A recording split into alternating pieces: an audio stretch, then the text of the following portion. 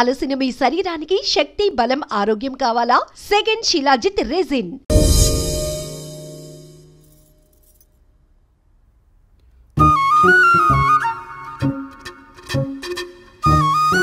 తింటారా?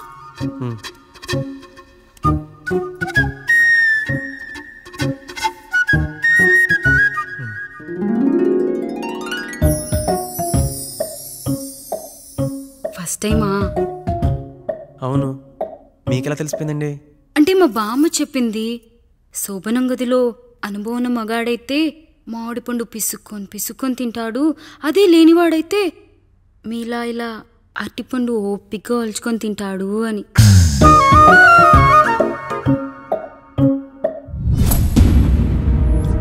ఏంటవి? అవేంటో తెలీదా? ఫ్రెండ్స్కి పెళ్ళని చెప్తే హ్యాపీ బర్త్డే అనుకొని బెలూన్స్ ఇచ్చారు.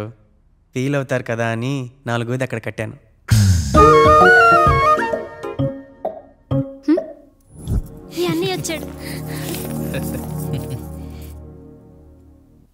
పిల్లల గదిలోకి వెళ్ళారా? వెళ్ళారండి. మీరెంత ఏంటి ఇంత రాత్రైనా ఇంకా పడుకోలేదా? మీరు లేనిది ఎప్పుడైనా పడుకున్నామా అన్నయ్య? అందరం కలిసే కదా పడుకునేది మావయ్య. సరే సరే, అందరం పెద్దోడి గదిలో పడుకుందాం. ఈరోజు వాడి శోభనం కదా, అసలే కొత్త. పక్కనుంటే ధైర్యంగా ఉంటుంది. పక్క నుండి దగ్గరుండి జరిపిద్దాం. పదండి.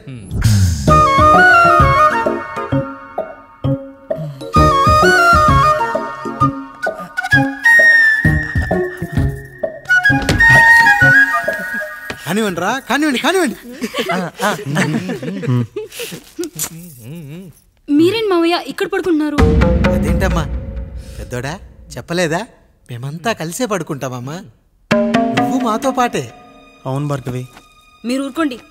మీరు ఇక్కడ పడుకోవడం నాకు ఇష్టం లేదు మావయ్య.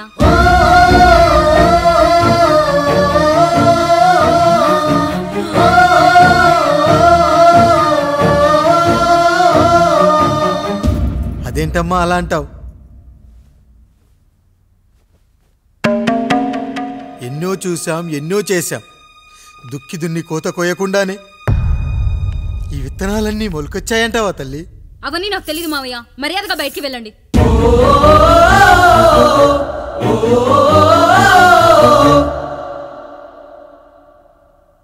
కనీసం ఆ మూలనైనా పడుకుంటామమ్మా. నువ్వైనా చెప్పరా పెద్దోడా? అంటే తను ఇబ్బంది పడుతుంది కదా నాన్న.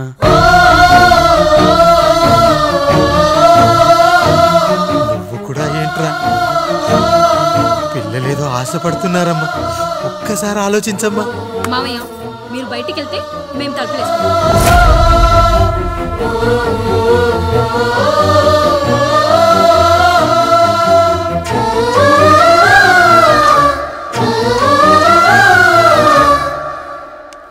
వేసుకోండి అమ్మా, వేసుకోండి.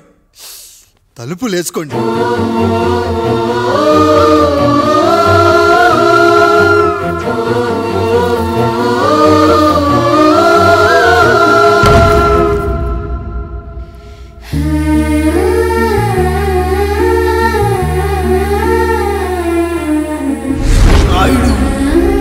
బిడ్డలు జాగ్రత్త. ఈ రోజు నుంచి వీళ్ళంతా నీ తమ్ముళ్ళు చెల్లెళ్ళు కాదు, నీ బిడ్డలు.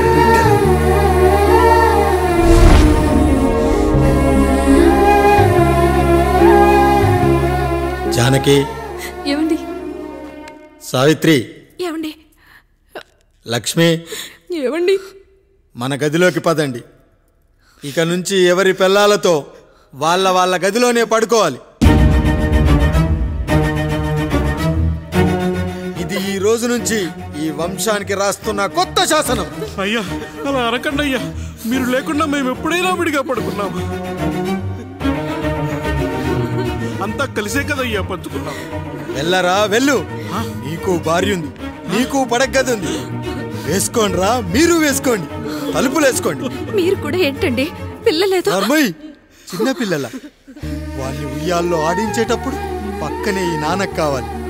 బడికెళ్ళేటప్పుడు పక్కనే ఈ నాన్న కావాలి. గుడికెళ్ళేటప్పుడు కూడా పక్కనే ఈ నాన్న కావాలి. కానీ శోభనం గదిలో మాత్రం పక్కనే ఉంటానంటే బరువయ్యాను జానకి, బరువయ్యాను.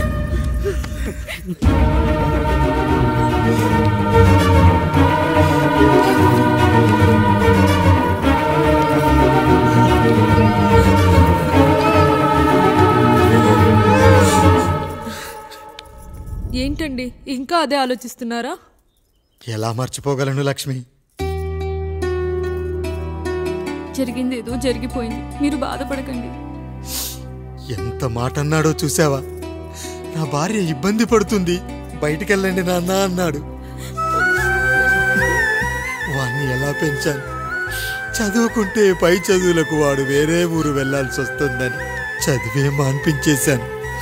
జ్వరం వస్తే ఆ మాత్రలు చేదుగా ఉంటాయని నేనే మింగాను. నోరు తెరిచి అమ్మ కావాలన్నప్పుడల్లా ఎంతమంది అమ్మల్ని ఇచ్చాను. నాన్న అన్న ప్రతిసారి నాన్నల్ని ఇవ్వలేకపోయానని వాడికి నా మీద కోపమో ఏమో జానకి. నిజమేనండి, మనమంతా ఇలా లేమే. మన కుటుంబానికి దిష్టి తగిలింది. మా నాన్న మరణంతో ఆస్తిపోయి తమ్ముళ్ళతో నడి రోడ్డున పడ్డప్పుడు ఇలాంటి కష్టాన్ని మొదటిసారి అనుభవించాను.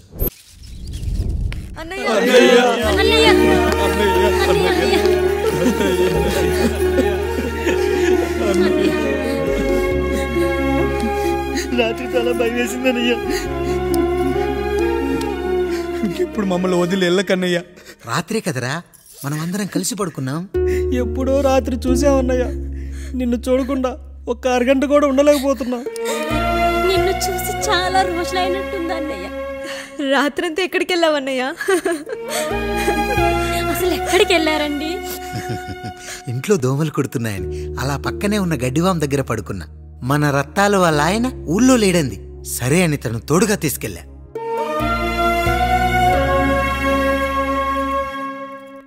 మీ సావుకటే మీ కుటుంబాన్ని నుంచి మిమ్మల్ని విడదీయాలయ్యా. అప్పటి వరకు మేము కళ్ళు తెరిస్తే మా కళ్ళ ముందు ఉండాలి, కళ్ళు మూస్తే మా కళ్ళలో ఉండాలయ్యా. నమస్కారం రాయుడు గారు.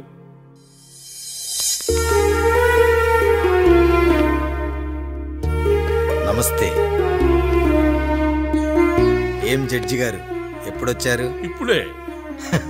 రాయుడు గారు, మీ కుటుంబం గురించి వినడమే గాని ఇప్పుడే చూస్తున్నాను. ఒక్కసారి మీ కుటుంబ సభ్యుల్ని నాకు పరిచయం చేయండి రాయుడు గారు. వాళ్ళు నా తమ్ముళ్ళు. నమస్కారం. మొత్తం ముగ్గురా? కాదు, నలుగురు. వాడు వేరే షూట్లో ఉన్నాడు. వీళ్ళు నా చెల్లెళ్ళు. నమస్కారం తల్లి. వీళ్ళు నా భార్యలు. నమస్కారం అమ్మా. వీళ్ళు నా బంధువులు. నమస్కారం. నా జీవితంలో ఎంతో ముఖ్యమైన, ఇష్టమైన, ప్రాణమైన మరో మనిషిని మీకు పరిచయం చేయాలి. ఆవిడే.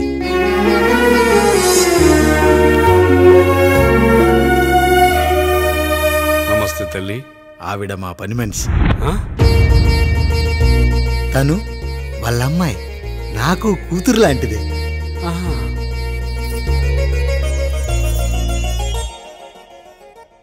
ఆ ఫోటోలోని వ్యక్తి ఎవరమ్మా? మీ ఆయన?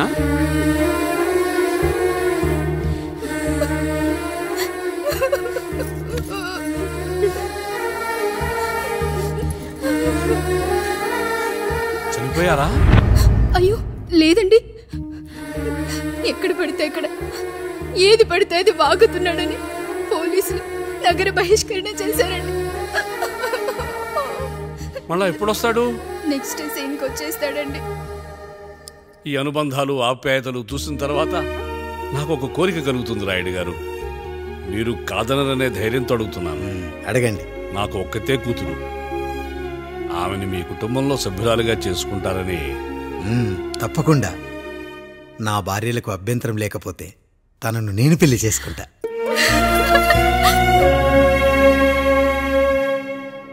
అయ్యో, మీరు పొరపాటుగా అర్థం చేసుకున్నారు.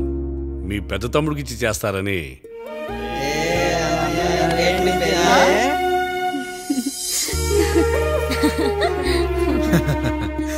తప్పకుండా తప్పకుండా ఒక మంచి రోజు చూసుకొని మీ ఇంటికి అమ్మాయిని చూసుకోవడానికి వస్తాం. ధన్యుణ్ణి రాయుడు గారు, ధన్యుణ్ణి. రండి రండి రాయుడు గారు. మీలాంటి పెద్దలు మా ఇంటికి వచ్చి మా అమ్మాయిని మీ కోడలుగా చేసుకోవటం. ఇంకా రాయుడు గారు ఏంటి బావగారు? బావగారు అని పిలవండి. సంతోషం. రండమ్మా. త్వరగా అమ్మాయిని పిలిపించండి.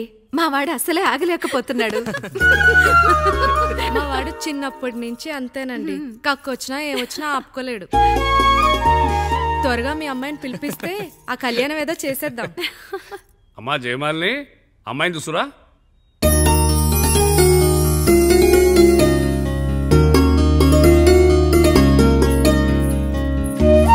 కూర్చోమ్మా.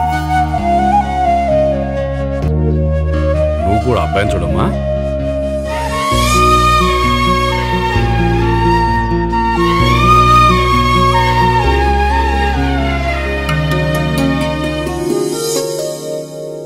అమ్మాయి అని చెప్పుకోవడం కాదు కానీ అసలు ఈ కాలపిల్ల కాదు బావగారు. రాత్రంతా బయట తిరిగినా కోడి కుయ్యకు ముందు ఇంటికి వచ్చేస్తుందండి. మళ్ళా ఊరంతా నిద్రలేగిస్తే తప్పుగా అనుకుంటారు కదా. తను తిరిగే స్నేహితుల్లో పచ్చి తాగుబోతులు తిరుగుబోతులు ఉన్నారు. కానీ ఆ విషయాన్ని తన మనసులోనే పెట్టుకుంటుంది కానీ స్నేహితుల గురించి ఎప్పుడూ చెడుగా చెప్పింది లేదు బావగారు. దీని చిన్నప్పుడే నా భార్య కారు డ్రైవర్తో కలిసి పక్క సందులోనే కూరగాయల మార్కెట్కి వెళ్ళి తప్పిపోయారు. అప్పటి నుంచి ఎంత వెతికించినా మా డ్రైవరు కనపడలేదు, నా భార్య దొరకలేదు.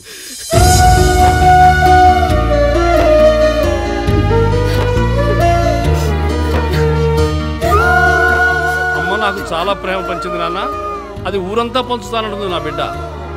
నేను కాదనలేదు.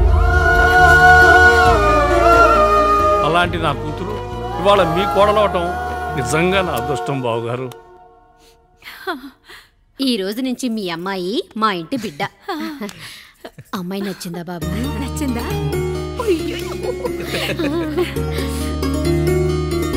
వాడికేం తెలుసు అన్నయ్య గారు, చిన్న పిల్లాడు.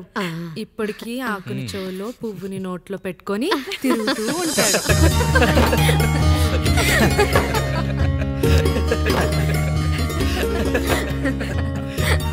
ఇకంత శుభం అన్నమాట. ఇక తాంబూలాలవి మార్చుకుందాం. ఒక నిమిషం ఆగి, నేను చెప్పేది ఒకసారి నా మాట నేను ఒక్క క్షణం కూడా ఉండను. ప్లీజ్. అమ్మా శారదా, పెద్దవాళ్ళు వచ్చారమ్మా, మనల్ని చూస్తున్నారు.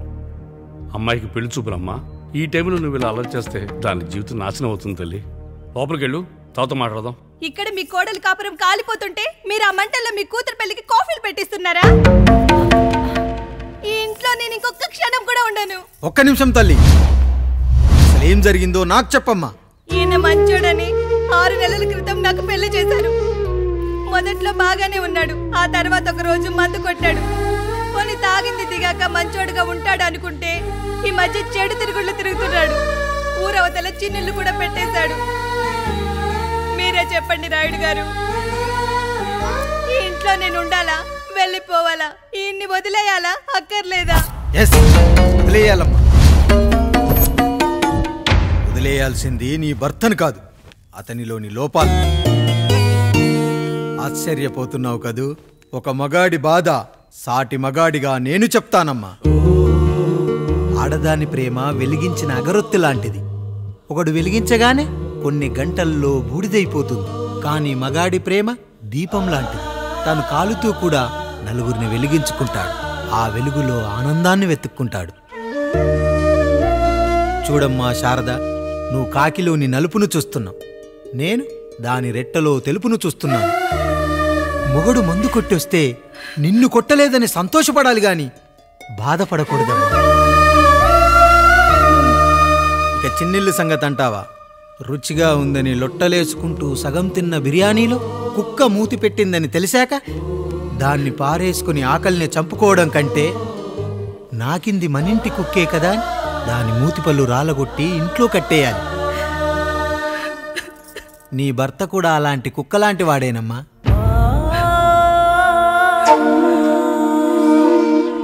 ఆడదానికి వయసొచ్చాక 3 ముళ్ళేసుకొని 90 ఏళ్ల జీవితం గురించి కలలు కంటుంది.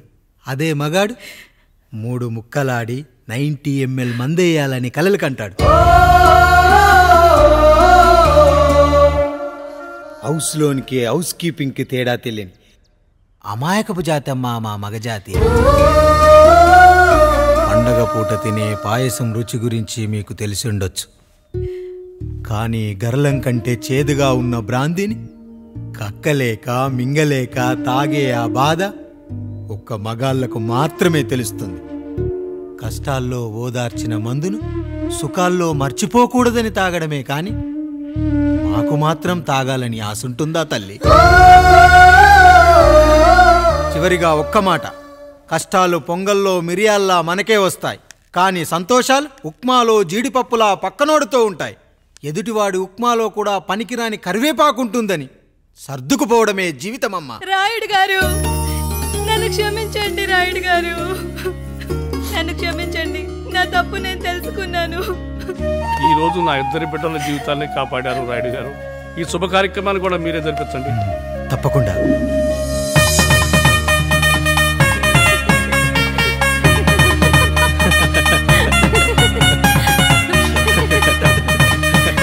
Ha ha ha.